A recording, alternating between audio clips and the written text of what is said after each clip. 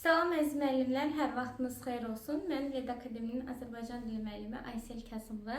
Bugün sizlərlə hər kəsin maraq dairəsi olan ilədən danışacağıq. Hansı ki, ilənin qoşma, bağlayıcı və zərf olması haqqında.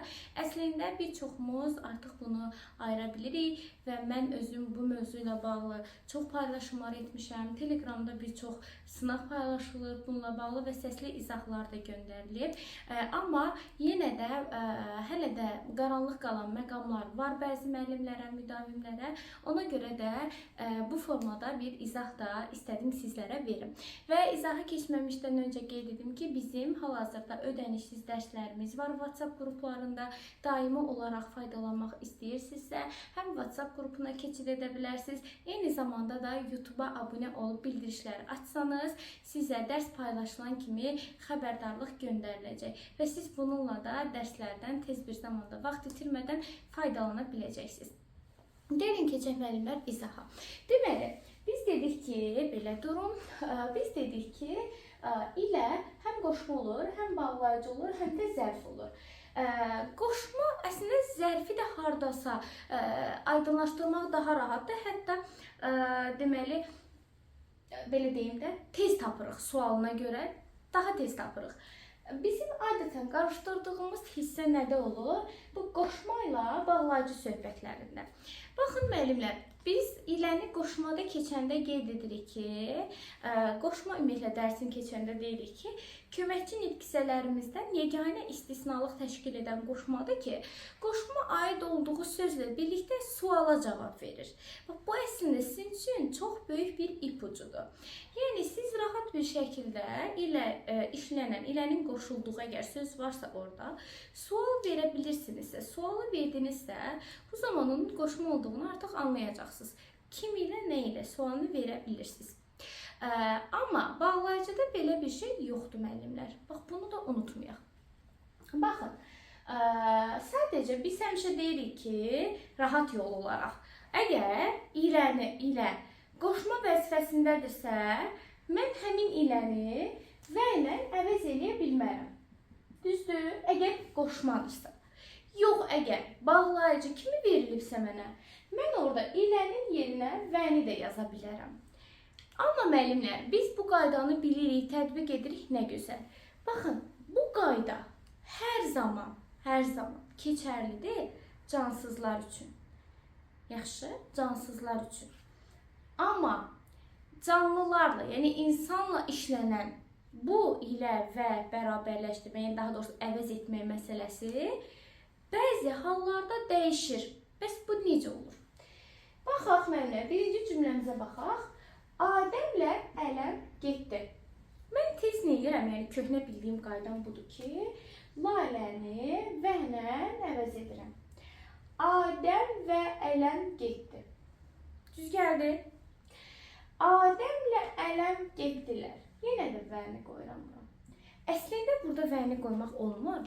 Məna, leksik məna cəhətdən düşünəndə tapmaq olur. Sadəcə mən sizə insan imtahanda elə bir halda ola bilər ki, orada cümlənin mahiyyətini başa düşməsin, leksik mənaya fikir verə bilməsin. Yəni belə hallar olduğu üçün mən onu qoyuram bir kənara, sizə qrammatik cəhətdən onu izah edirəm.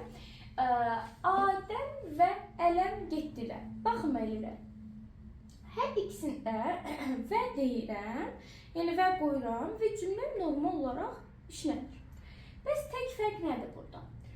Gördüyünüz kimi bir və ikinci cümlələrdəki mənim fərqim buradakı xəbərimi təkdə, buradakı xəbərimi cəmdə işləndiyini görürəm. Düzdür? İndi bunun mənim qoşma və bağlayıcıma nə aidiyyatı var? Belə ki, müəllimlər, əgər siz və qoyursunuz, və qoyan kimi xəbərə baxmadan ona qoşma deyirsiniz və yaxud bağlayıcı deyirsinizsə, orada yanılırsınız. Təbii ki, çoxumuz bunun hər iki variantı, yəni hər iki cümləyə, burada layləyə bağlayıcı deyirik, çünki vələ əvəz etmişik deyə. Amma əgər sənin xəbərin təkdədirsə, Sən burada və qoysan nə olar, qoymasan nə olar?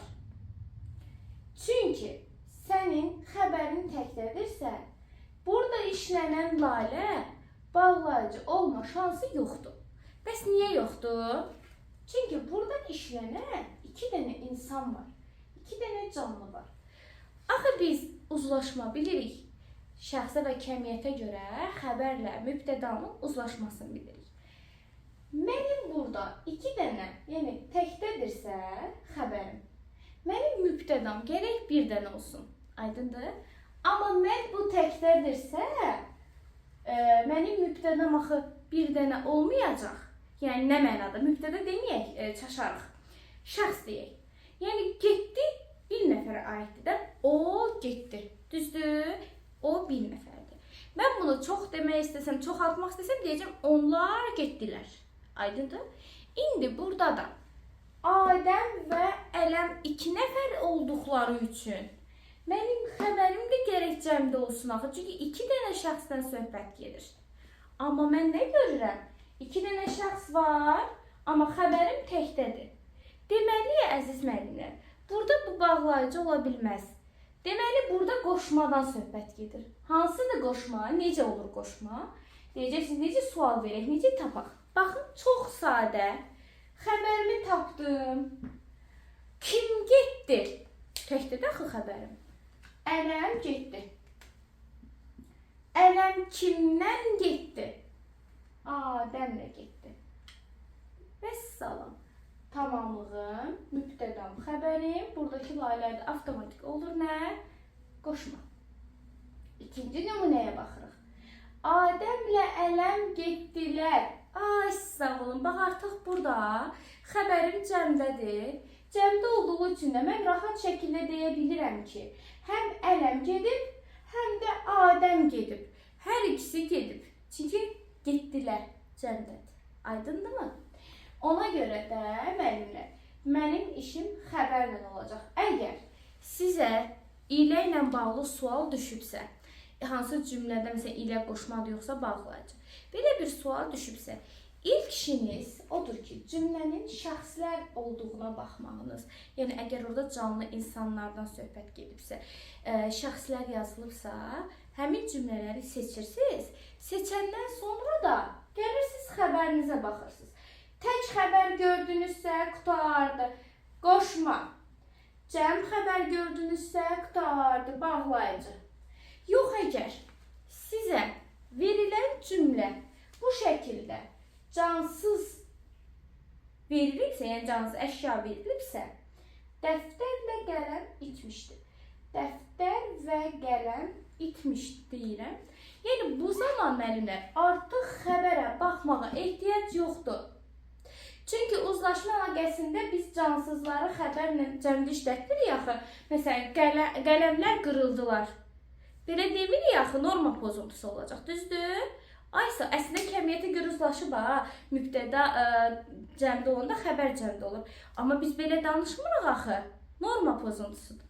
Deməli, cansız olan zaman bütün variantlarda xəbərimə baxmıram, tək də olsun, cəmdə olsun, nə baş verir versin. Heç bir fərq etməz. Vəni qoyuramsa, nədir? Bağlayıcı. Qoymuramsa qoşmadır. Yəni, məsələn, deyirəm ki, qələmlə yazıram və yaxud qələmlə yazırlar. Dəftər və karandaşla şəkil çəkdilər. Şəkil çəkdi. Fərq etməz. Xəbərim tək də ola bilər, cəm də ola bilər. Cansız əşya olduğu üçün laləni, vənən əvəz edirəmsə bağlayıcı, etmirəmsə qoşma. Bu qədər sadə. Və gəlirik 4-cü varianta, yəni 4-cü cümləmizə. Ehtiyatla davran. Bunu bir cümlə üzərində izah etsəm artıq mənə sizə kifayət edəcək.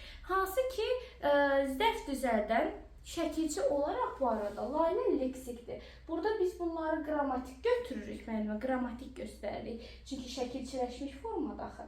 Amma zərf düzəldən Lalə artıq leksik olacaq.